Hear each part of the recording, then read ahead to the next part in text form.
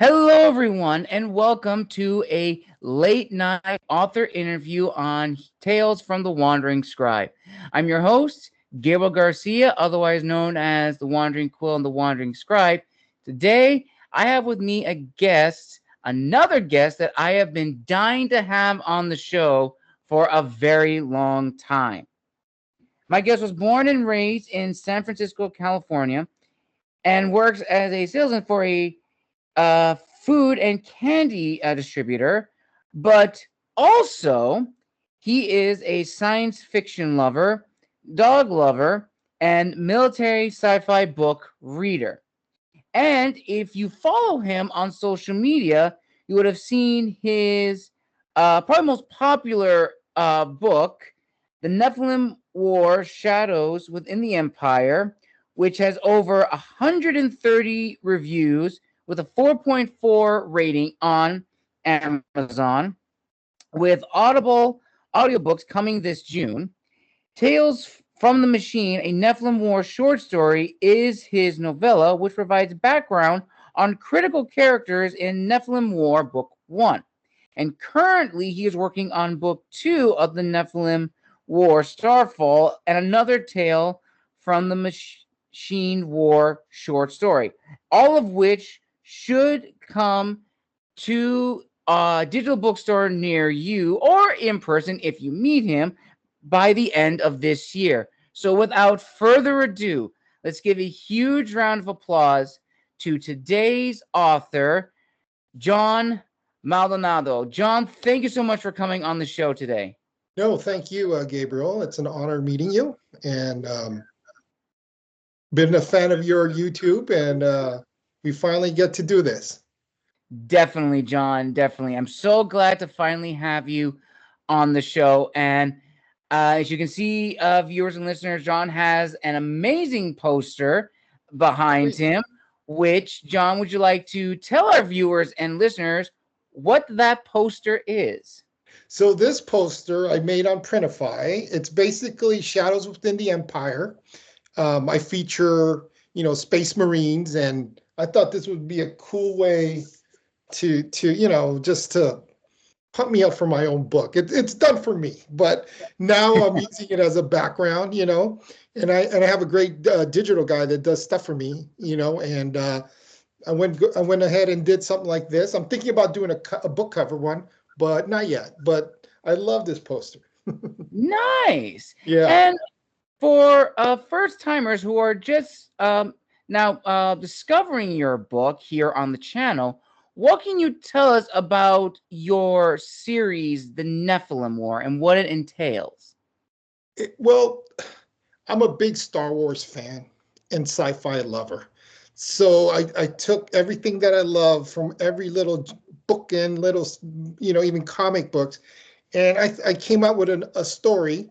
It's your typical good versus evil with a lot of twists in it, and it gives I think it gives the readers a great ride. And you will see that it's not your typical good guys, and the bad guys are bad, right? But I've always thought that good guys always have that dark side, that conflict when they have to do something to protect somebody or something, right? So my book, yeah, it's a good versus evil story with a good twist at the end that I think most readers will like, and we'll continue the story as book 2 continues.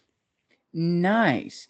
Now, I don't know if you want to share this. I don't know if it's any spoilers to the book if people have not read it yet, but the title Nephilim War, is there more meaning behind that readers will learn in the books?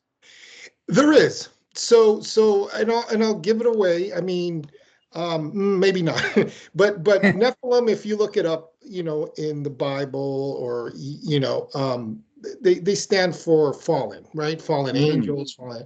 So I took that whole John, that idea, and I turned it into sci-fi.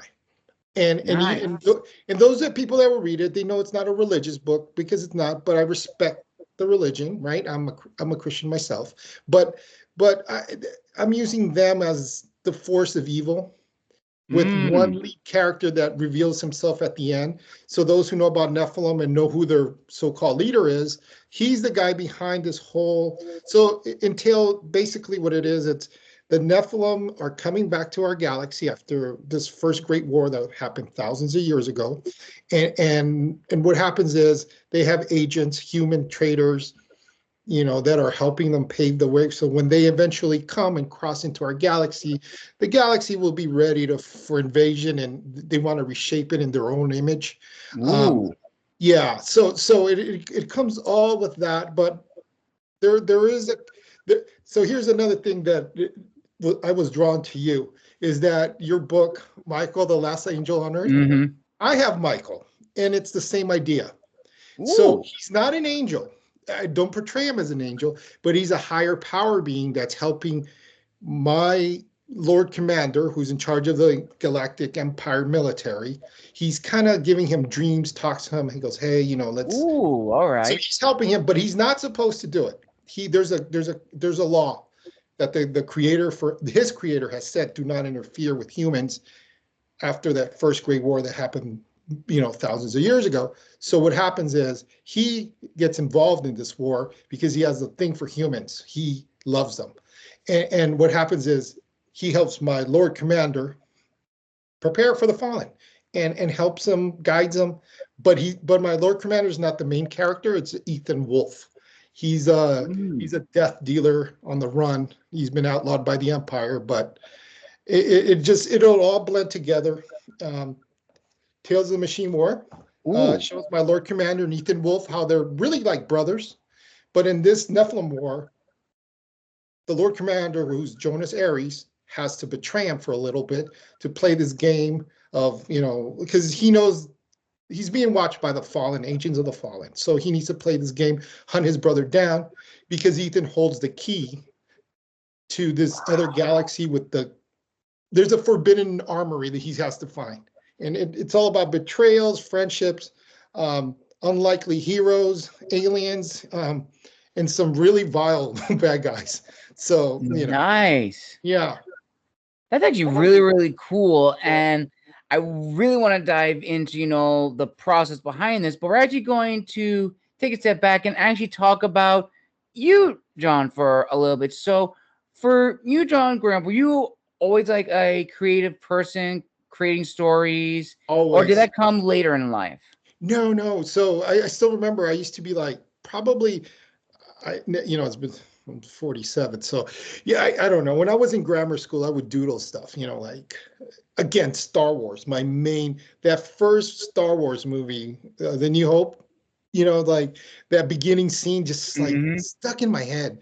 And I used to write little short stories. They weren't that great. I used to do book reports on sci-fi books, and I always loved writing. I always but as some of our parents like you're wasting your time, let's focus on your college and all that. So I was always deterred a little bit from writing. I wrote a little bit in college, and back then Del Rey Books had a website where authors could post stuff and people would critique your writing. I remember winning an award for that. And really? Yeah. But that was a long time ago. And for a while I stopped, but never stopped reading, never stopped watching. I had so many books that I didn't know what to do when I moved. But I've always loved the writing. I mean, certain authors and sci-fi.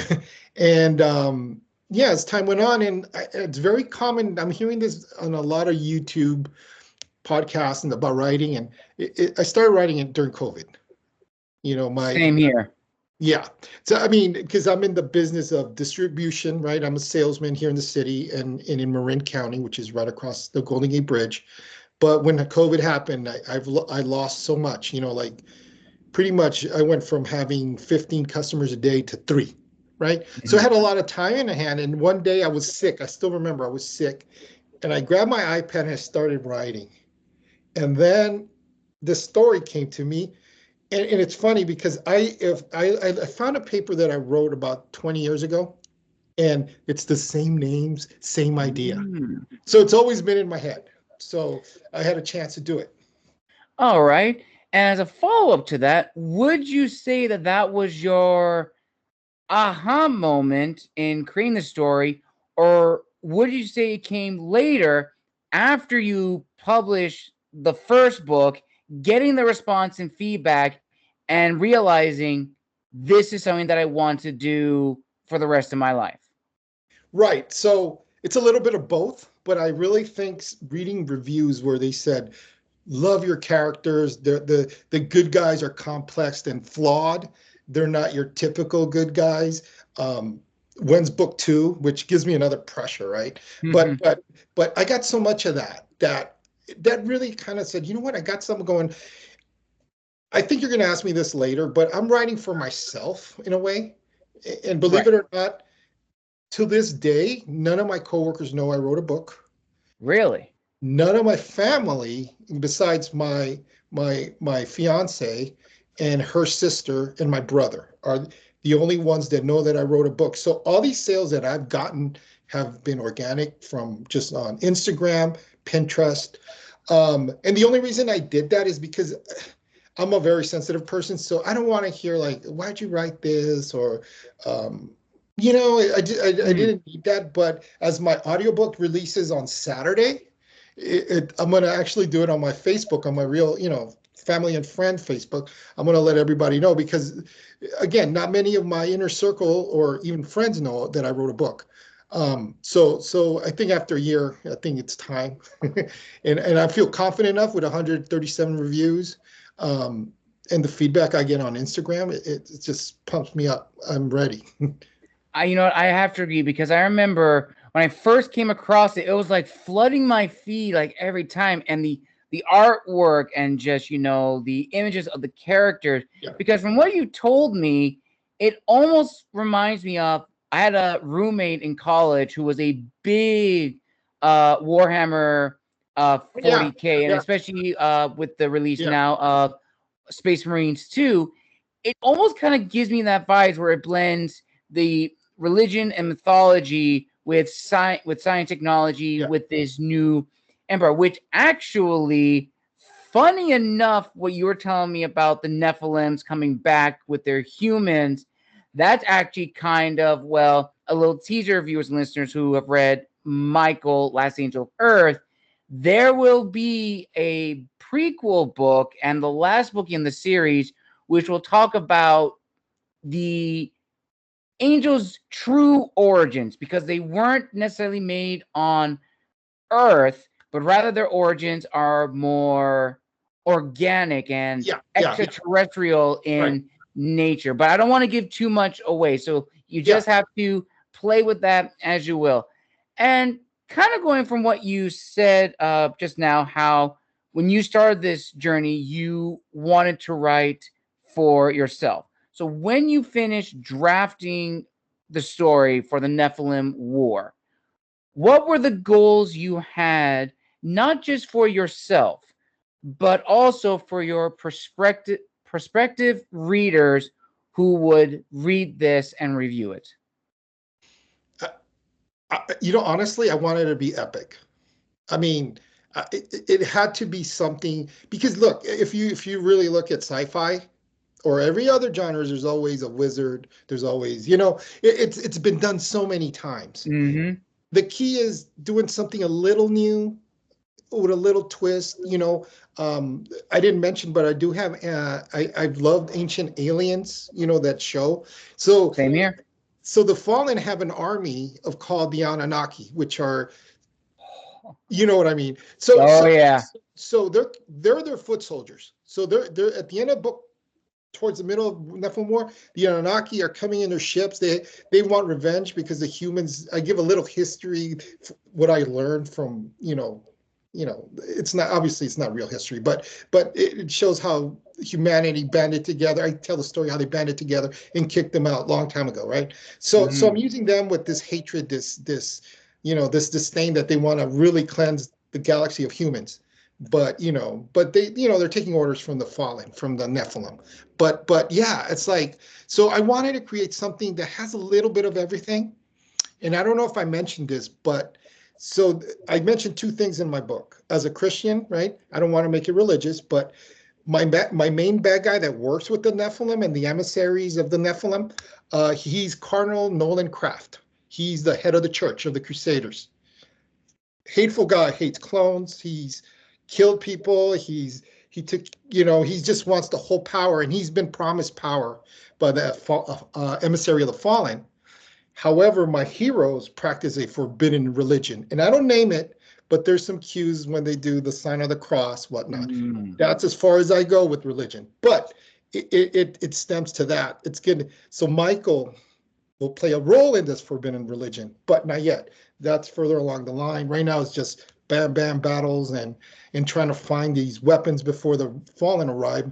The Anunnaki are here already, but as people read the book, they'll see that they were stopped. Their initial invasion was stopped somewhat. So, man, okay, you and me must share like a telepathic thing, because that's almost exactly the storyboard for my Angel series. Because in the prequel book, the storyboard is you have a young character called El Shaddai, and El Shaddai is like the general to Baphomet, who was created from the Anunnaki gods, and trying to, he pretty much just nukes the Anunnaki out of existence to become the one true Dark Lord of the galaxy. But there's one planet, there's one planet that he hasn't conquered yet, and he wants to know why this one planet has been a pain. So he sends El Shaddai, Belial, Beelzebub, Asmodeus, Satanos, all of these enforcers, and they go to this planet, which is Earth. Right. On Earth, you find, the kingdom of Atlantis, which is like the central hub of human civilization. You meet Adamu, you meet all these characters. You meet the Greek gods when they're children. Their father Kronos is in charge. And ultimately, almost just like your book, there's a big war that happens, and El Shaddai becomes the creator that is in Michael. He becomes the creator and makes Lucifer, Michael, Raphael. He makes his own angels as well to fight back. So it's weird how we almost have this, the same thing, but it's really fascinating, the story. I gotta read your book. The problem is I'm so busy writing books. So I'm nuts. I'm almost done with the first draft of book 2, but I'm also writing Tales of the Machine War 2 on not my spare time, when I take a break from that. So it's just nuts. But I'll throw out a little tidbit that, and it's at the end of the book. So the one who's commanding the Nephilim is Azazel. And he's in prison in something called the cosmic dimension, where it's all darkness. And I call it the devil's abyss. It's a part of space, dark, void of sound, void of air. He's been punished there, but he is released because Michael broke one of the sacred laws that allowed him to come out now at the end of book 1. And that's where we're going to start, where the real shebang happens, but it's because Michael broke one law. And I want to say it, and I'm not sure if it's going to ruin the book for people, but Michael does something that he shouldn't have done, but he had to, and to make sure the human have a fighting chance. And again, his champion is my Lord Commander Jonas Ares, but again, Jonas Ares is not the chosen one. Michael just chose him, and I'll explain that during the books, but why he's not with the real one. But it's just, it's cool. I mean, it's going to be good. Oh, man. Okay, now I got to read this now more than ever, because this sounds amazing. And just the lore behind it is just fascinating. We're going to touch on that a little bit later. So, okay. So now back to the first book when you were creating and drafting it. So once you got it taken care of, once you found like an editor, an artist to make the cover for like the ebooks and stuff and the promotion, and you published it, what was the initial feedback like from the first few reviewers? Were they positive, negative, or somewhere in the middle? It was actually extremely positive, but you said something that I didn't have. I didn't use an editor. I mean, this was a hobby for me in the beginning, and all I did was I ran it through Google Docs. and reread it so many times. And one thing that bothered me was that I would get 5 stars if you read it, or 4 stars. Never, but they would say amazing story, great characters, but there's editing issues, and there wasn't grammar issues, editing issues, or it wasn't concise some parts, and a few mentioned that, and it bothered me. And a few months later, I met Aaron Miller. He's Seth Wordsmith on Instagram. Called me up because he does voice narrations, right? So he offered me samples of my book. But as he read the book with me, he said, let me take care of you. Let's work together on editing this, cleaning it up. And that's why we've delayed the audiobook. Is finally coming out again on the 26th of this month. But we delayed it because I ended up rewriting 5 chapters at the end. So I got the ending I wanted thanks to this guy. And now I feel like it's a home run. I've gotten only 3 reviews because it's only been out for about a week, but I'm still getting reviews on it. But initially my first reviews were, love the story, exciting, epic, da da da da da. But some people would still throw those neat editing issues. Right. And then, you know what? I said, I'm not deleting this book because I already had like 40 reviews before I met Aaron Miller. And I said, no, I can't lose that and start over. So I just did it, and it's been, but I didn't have an editor, and I was using my Google Docs to go through it. And then I would take days where I would read the whole 4 chapters. And something I learned that maybe some other authors use is that Microsoft Word has I think it's called Spoken or something like this, where there's a machine that reads what you wrote. And sometimes you catch stuff when you hear it being spoken, even though it's a machine. And I picked up some stuff, and I was happy, but it wasn't enough. I needed somebody. And these guys, Aaron Miller did amazing job. And now he's the one doing the voices of my characters, his Azazel voice. If you, I could send you a copy of the audiobook. Amazing work. It's like sends chills down your spine. Ooh. Yeah. Nice. And also, as a little sidetrack for people who have studied like theology, if you know the meaning behind Azazel and what he represents, I don't know if he's the same in the book, but in theology, Azazel, to my recollection, is known as the scapegoat angel, because he is the scapegoat, or he's also the angel of scapegoats, causing problems, giving it to someone else. There's a whole lore behind him and the other angels. So I don't know if that may also correlate in the book, but I am very, very excited. And just a little tidbit for my viewers and listeners. Yeah, no. So I exactly. So he's been whispering to the Nephilim, right? As we said, he loves trouble, but he also wants power now because he's been he took the fall for what happened, the war, the Great Rebellion, right? So he's taken a fall. I've changed stuff, but it's the same idea. But again, he serves the Dark One. So, and that's implied in my book. But I don't think that aspect of the Dark One, which we know who that is, right? I think you have an idea of what I'm alluding to. That will happen maybe real quick at maybe the final book. I'm thinking about doing 4 or 5 books. All right. Just to tell a great story. But yeah, just working on the lore, respecting religion. Like I said, I'm not, but and another thing is, I've had many Korean friends, and I watch a lot of Korean shows, I understand some Korean.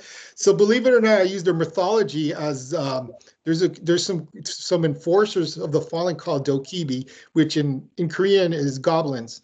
And I kind of gave them a world, and a big battle takes place in their home world. But I've used as much lore as possible, and again, not overstepping, respecting people's culture too, right? But yeah, it's just I'm just hoping I keep this spark going. Which talking to you, and meeting you, this is all awesome, man, and not expected. I just thought I was going to write books, sell 5 books, and that's it. But I've sold a lot of books, so starting to slow down a little bit. But I think it should after a year and a half.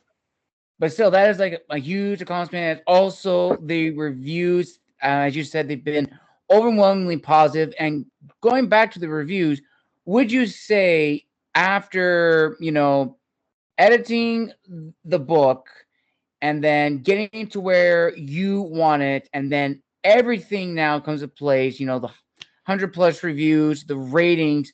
Would you agree that it, in a way, validates the goal that you set out with, as you said, that you just wanted to tell this amazing story that you've had for a long time? You want to share it with others, and also, you just want to write because this is a passion of yours. Yeah, deep passion, and now as I gotten busier with real life work, because we need to pay the bills, because Yes. books don't pay the bills.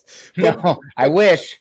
I wish too, But you know what I really wanted, and what really made me happy was just seeing the cover on a book Yes. with a name on it, and this is what it is, and and and I was just happy, right? And then it started taking off. Instagram played a big role, though. I mean, so what I do is I do use AI to promote, but I would never use it. All my covers are paid for. I have Derek Gruen who does my digital work. He works with the Foundry, which is, we were talking about him, Aaron Miller, but he does stuff for me. And so what I've done too is I just give out ideas, and I use Procreate to change some stuff to a little bit so some of my stuff looks a little weird. It's because I've painted, added a planet or whatnot. But that's what I do, and I know there's a community out there against AI. I can't say I will stop, but I am doing less of it.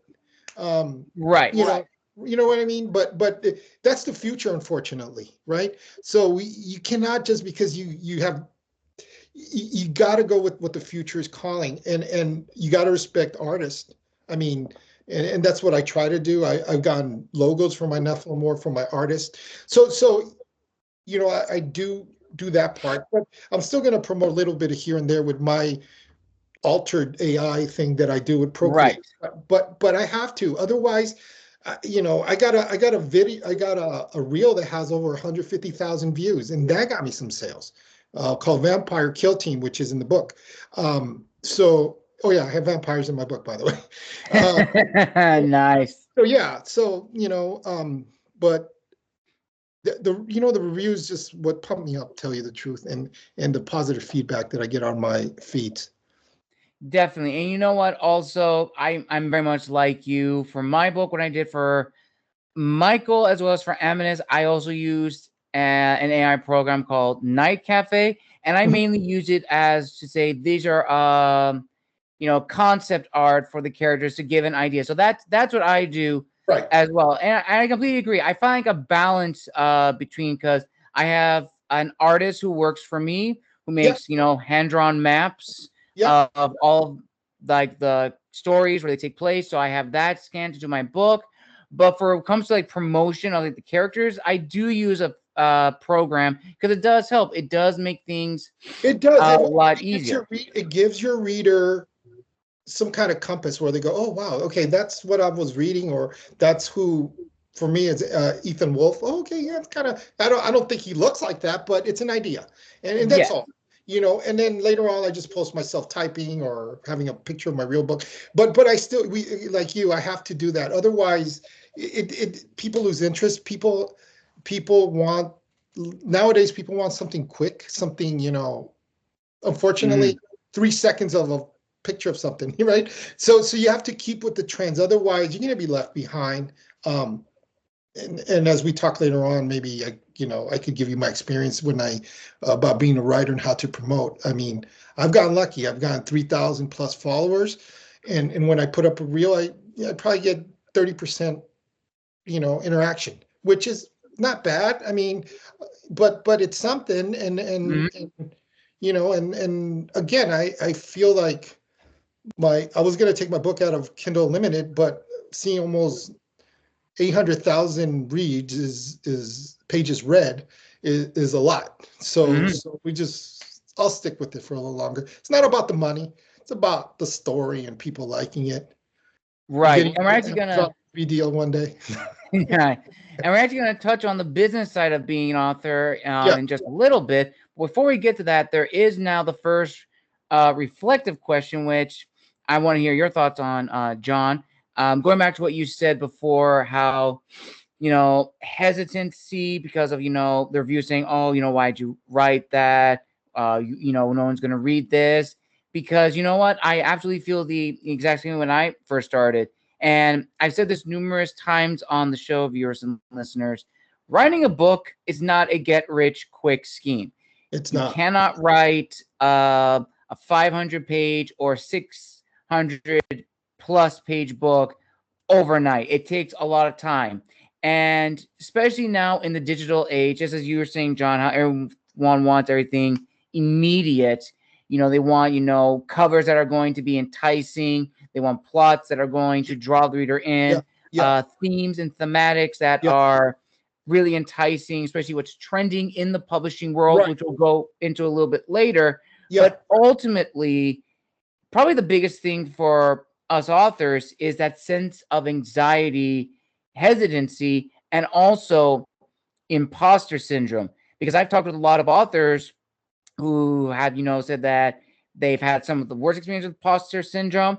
Other times they said that they've actually come to terms with, imposter syndrome, and in the sense that, I kind of just put it passing. I don't really think about it as much, but they do talk about, the sense of anxiety if it's going to be accepted. So, John, I was wondering if you can tell us a little bit more about your experiences in that regard, that aspect of being an author.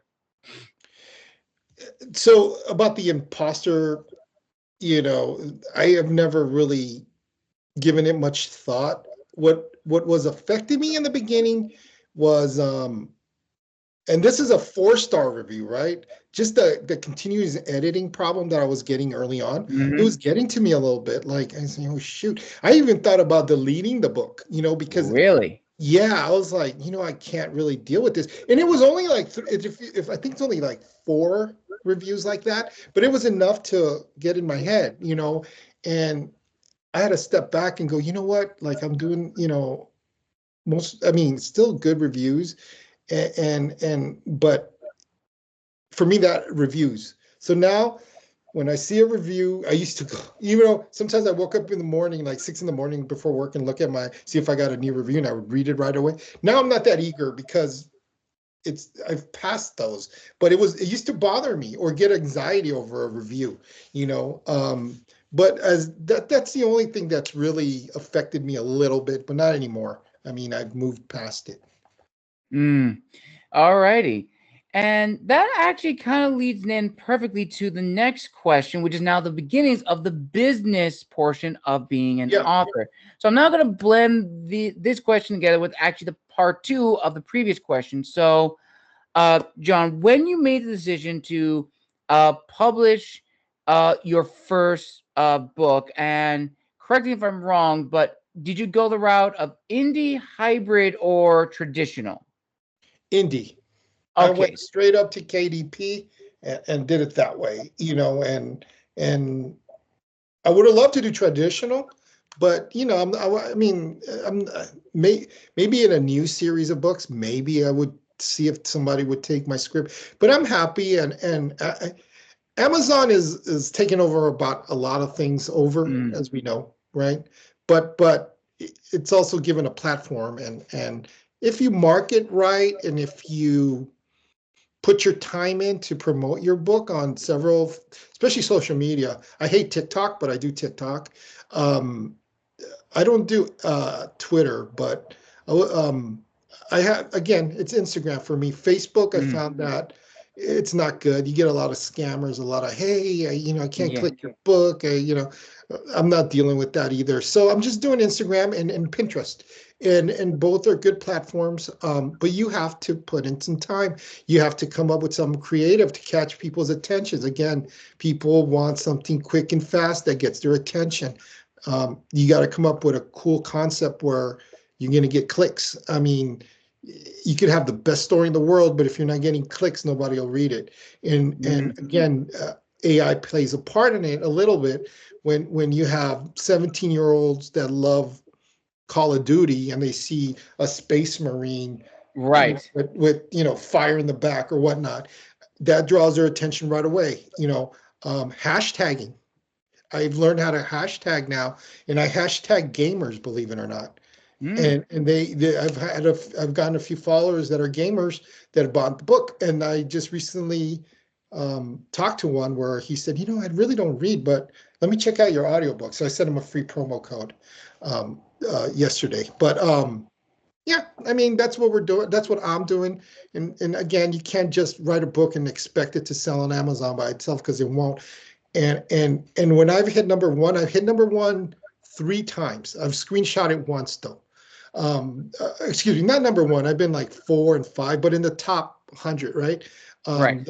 And it's happened 3 times, and it's happened on the weekends. For some reason, my sales pick up in the weekend, like Friday, Saturday, and Sunday. So if I'm going to promote anything, I do it Thursday, and then just don't even. Oh yeah, that's another thing. I used to look at sales and book reads and KNP, on the see how many reads. I'm not sure I don't think your books are. I think your books on Barnes and Nobles, correct?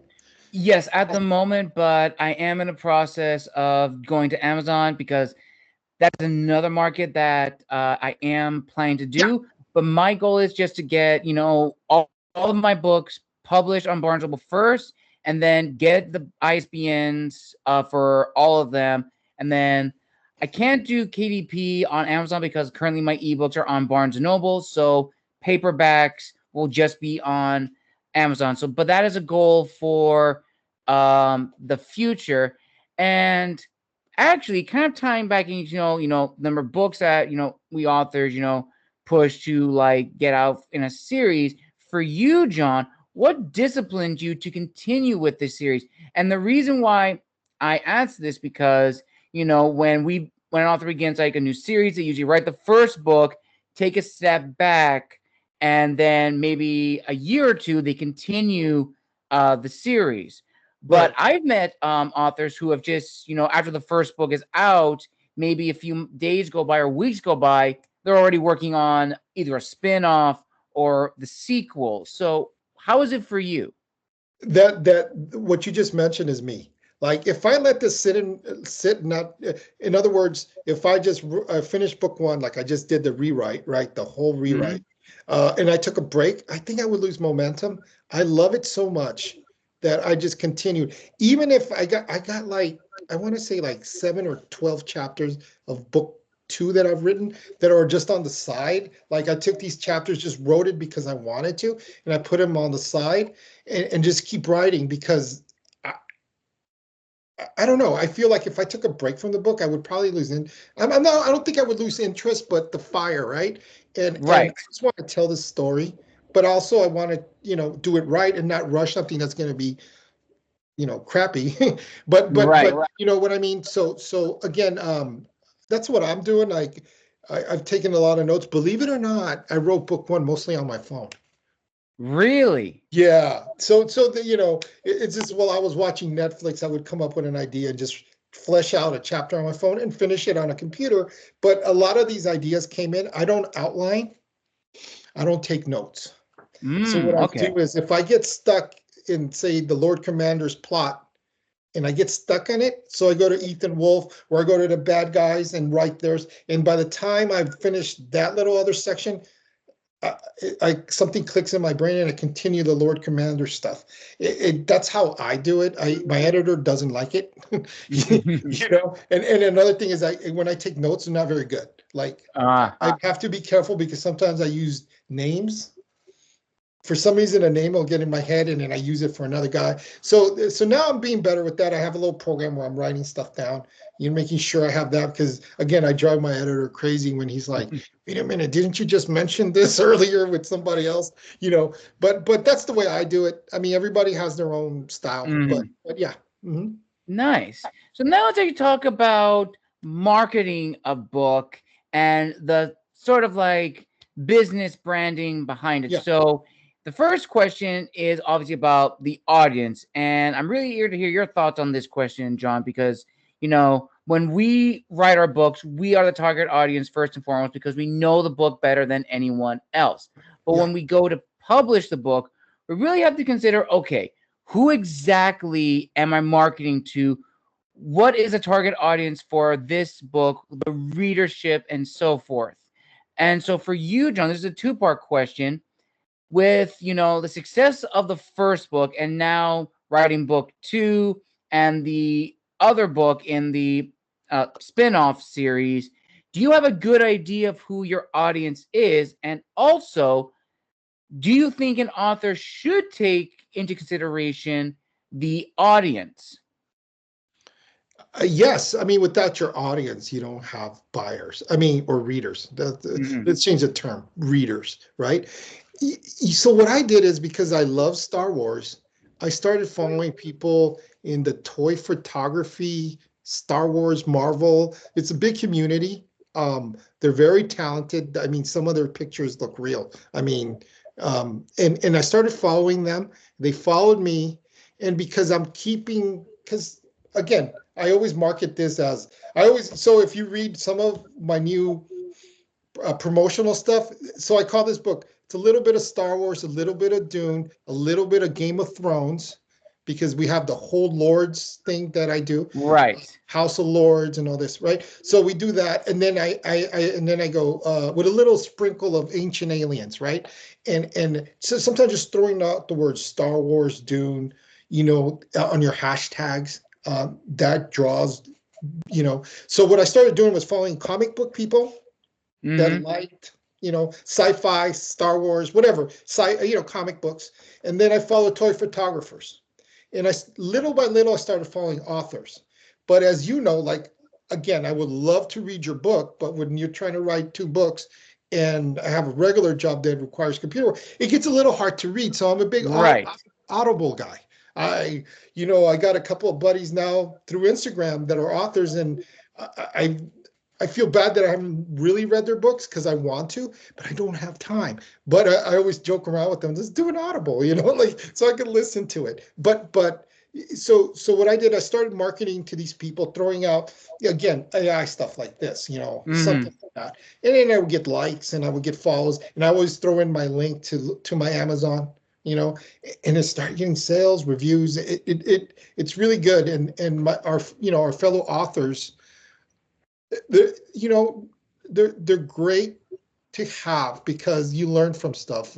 You pick up other stuff they do, and this is a community, right? It's not like just me, I'm the author, and no, you need people, Right. you need friends, even though these are not physical friendships, but there's some kind of community with this, and that's what I love. I mean, I have at least 30 people that I post something, they comment, they like, send me DMs. Sometimes send me pictures of my book on their living room. It's so cool. That's what I like about it, because again, we'll touch on this again. This is not about making money, because it's not. I'm throwing out more money than I should. It's an expensive hobby, but I love it. Absolutely, 100%. And the next question, now this question initially was changed actually this year. So for the longest time, this question that I always had on my show was, who are the authors that inspired you, who molded you? But this year I had a guest who actually changed the question, and it's actually been for the better, and I've been using it ever since. Shout out to author Eric Bowden, who was, I had you on my show, and your answer to this question, man, it changed the whole process forever. So when I asked him this question initially, he actually flipped it on me, and it actually made me think. And what he told me was, I could talk about, all the authors who have inspired me and helped me hone my writing style, but at the end of the day, it's my words that the reader's going to read. It's not Tolkien's, it's not Martin's, it's not Lewis's, it's not so-and-so. It's my own words. Because, for you, John, as in your bio, you are a sci-fi reader and a military reader. So I'm sure you may have seen the tagline, "The next so-and-so," on a book. And that entices a reader to pick it up. That's good from a reader's perspective, but from an author's perspective, it may not be so good, because going back to what Eric said, we are ultimately trying to show our own voice. Yes, we want to give, reference, or at least an homage to the titans who have inspired us. We don't want to imitate or replicate any elements in their stories. We want to show our own authenticity. So I'm wondering, John, for your books in particular, how do you sort of like balance this out between, showing respect to the books that you grew up with that have stayed with you and helped you mold your own type of storytelling, but allowing you to create your own voice? And also, as a bonus question to this, has anyone ever asked in your reviews, were you ever in the military? And the reason I'm bringing up this question is I had a previous guest, Emery Grover, who wrote the Avalon Project, who was inspired by Tom Clancy and his situations where it comes to soldiers acting as soldiers do. His reviewer said it's so real, authentic, and gritty. I'm wondering if anyone's ever done that or said that in your reviews. I come from a family of military. I'm not in the military. I suffer from asthma, so that was. But I always wanted to, and I so much respect them. My dad was in Vietnam, in the Vietnam War. I had an uncle who is also in the U.S. military. I mean, obviously retired, right? But and then I have like 3 cousins that are career military. So military's in my family, but that's why, again, when I write stuff, it's like what we talked about before. It's from other things I've read or seen or heard from my family that I kind of envision what it would be like. But no, I mean, and here's another thing. I have a big following of U.S. military. Really? Non-active, yeah. And some of them are, I mean, they're amazing. Respect to them. But, honestly, I got compared to a writer. I can't remember his name now. And I had to Google him because I don't know. Clyde Gessler or something like this. Okay. His style of writing is this. And then I looked it up. It's because he writes very bang, bang, bang stuff. There's not much. So that's my style too. I like to go boom, boom, boom, boom, but with a good, story. But you know what I do? I throw out, like, I nod my hat to some lore, like Ares, my good guys, and some of my soldiers have energy swords. That's to Star Wars. Okay. Lightsabers, because that's Star Wars. Mine is a little different, but it's the same idea. That's my nod to that. I also give nods to another show that I used to watch was Stargate. All right. Just nods, but nothing copying, nothing. It's just a few things that I've tweaked, but that's my way of showing what has influenced my writing, right? Yeah, that's how I do it. But if there's an author that sticks in my head, would be Timothy Zahn. Yes, I have to agree. Trilogies, and although I watched the new Disney version of it, it's okay. But the one I want to stick in my head was what he wrote. Great writer for Star Wars. I mean, anytime he pulls something out, so stuff like that. Nicholas Sansbury Smith, he does Helldivers. It's kind of dystopian. Okay. Yeah, that's kind of stuff I like, but I don't even have anything similar to what he writes. But it just keeps my brain fresh. That's what I. Nice. Yeah. But I just like to throw little nods out there too. Like just now I did a promotion. It doesn't say in a galaxy far away, but it's the same tone. For Star Wars. But something like that. I mean, yeah, I've had a lot of influences, but not gone and said, you know what, I'm going to copy this guy and that's it, because I think there's people that do that.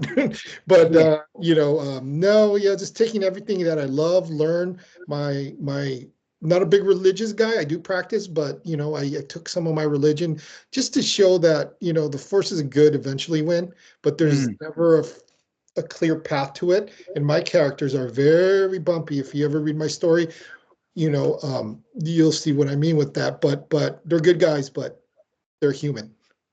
100%. Now more than ever, I need to read this story. And funny enough, that actually leads perfectly to the next question, which is readership. Now, you're probably add this to the audience, but ultimately within the audience, you have the readership who are actually going to read the stories. And that's also a big aspect too when it comes to what age group does the book belong to, because I'm sure you definitely agree, John, there are certain books which are marketed to this audience, but upon reading it, Yeah. they are actually in fact towards a different audience. So for your series of books, where would you classify them in terms of, readership age?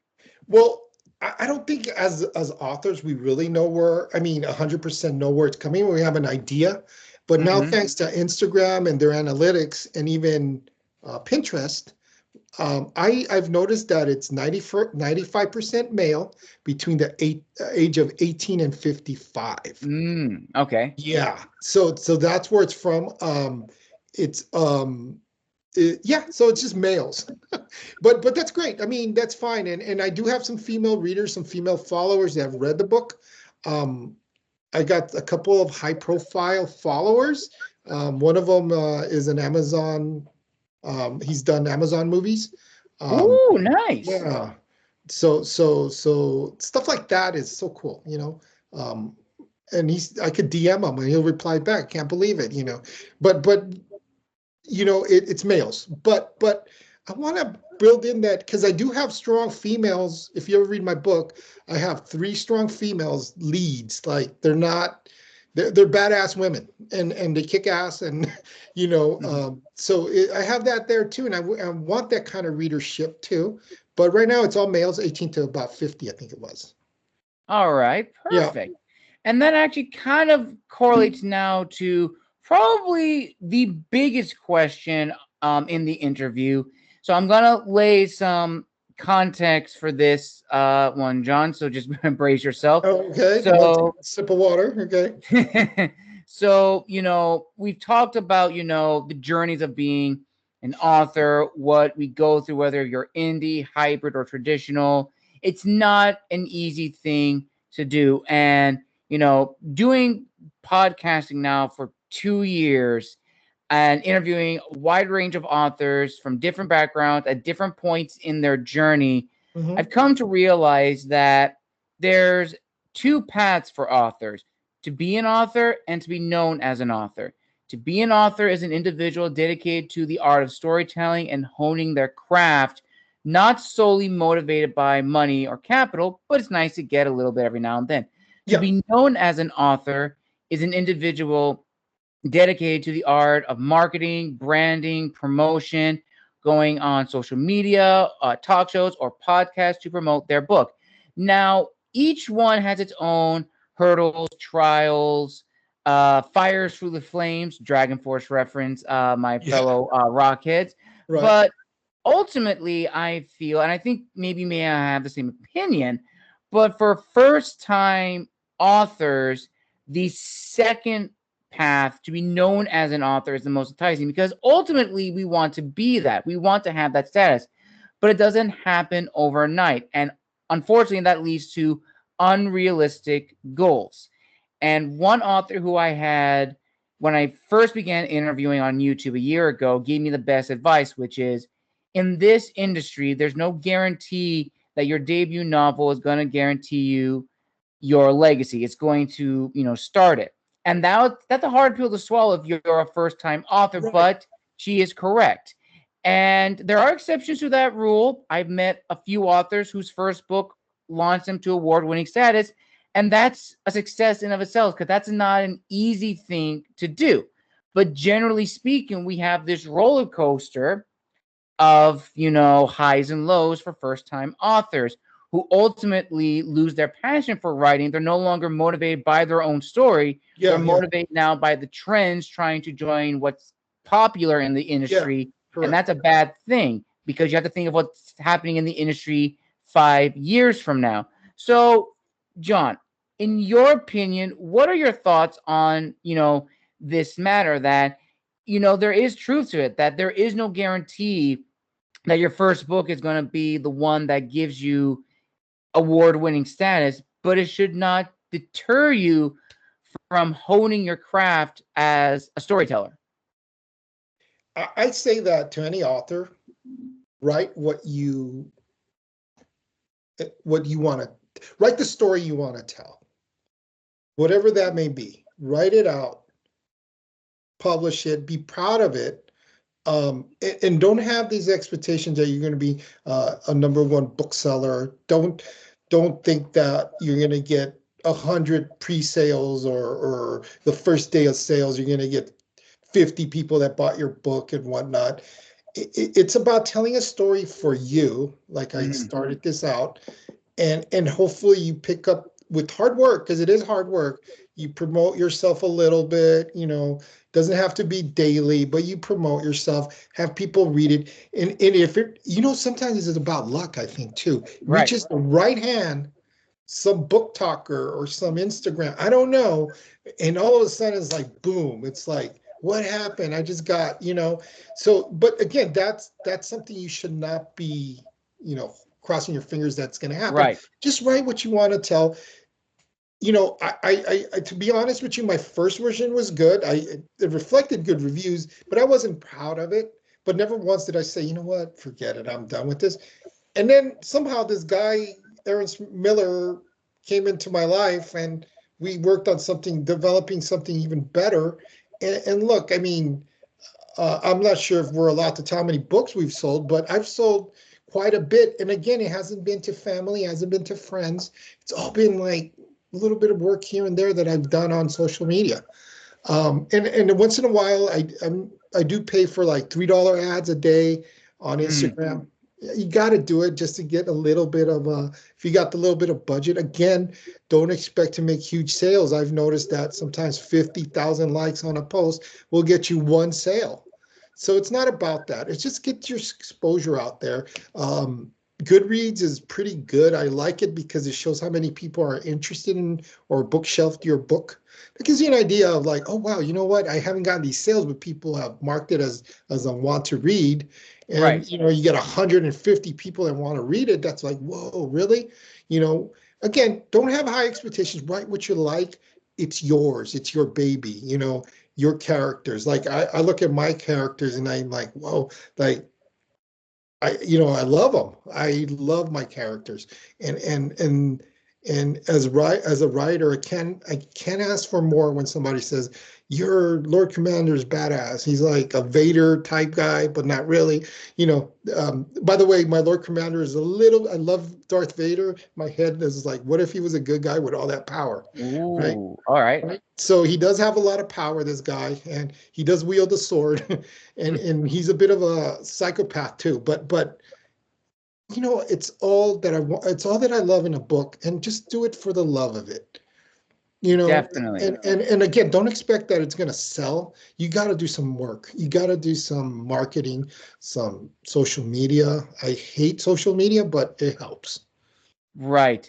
Definitely. And we're almost near the end of this incredible interview. So I'm going to combine, the last two questions together into this interview. But before I do that, I do want to say this, everything John said, I wholeheartedly agree. Write what you're passionate about.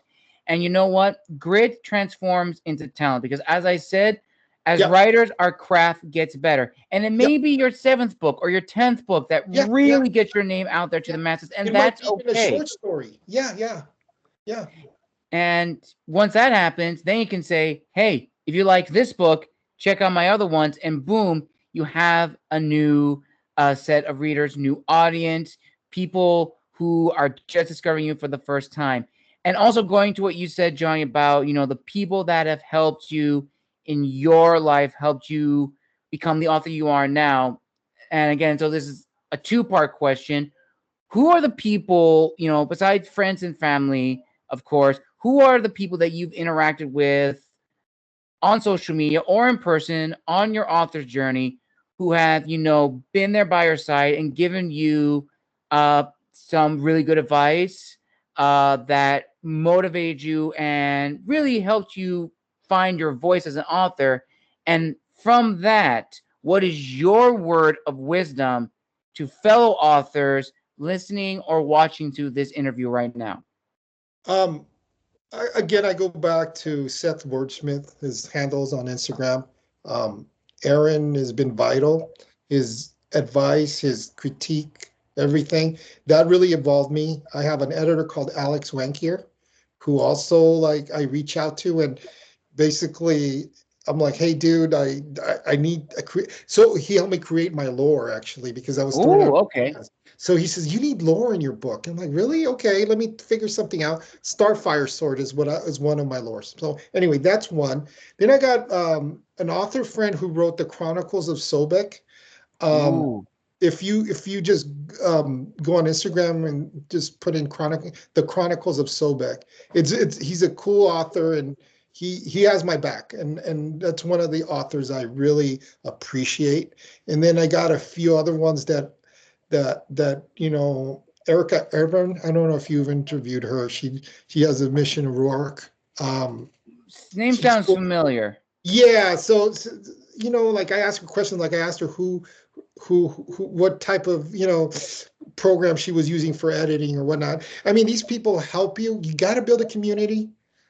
Like I said, I wish I could read everybody of my followers who are authors' books, but it's just impossible. But just being there for each other is enough, right? So I never expect whoever is following me to read my book. I just like Right. that where you could just go, hey dude, like who was your artist? And they'll give you, because there's a lot of scamming on the net, right? And there's a lot of people Yes. that want to proofread your stuff and steal it. And so you got to have a community where you trust people, and those people have their community. So that's how this works. And you got followers that are loyal. So my advice is like, again, write what you love, build a community, promote yourself, and just let it happen. You know. Definitely 100%. Absolutely agree. And with that, viewers and listeners, we conclude this long overdue author interview Yeah. here on the channel. I want to give a huge thank you to John for coming here on the show this evening. John, it's been a pleasure to have you on the show. Now, before we end, where can people find and engage with you on social media, and where can people buy copies of your book?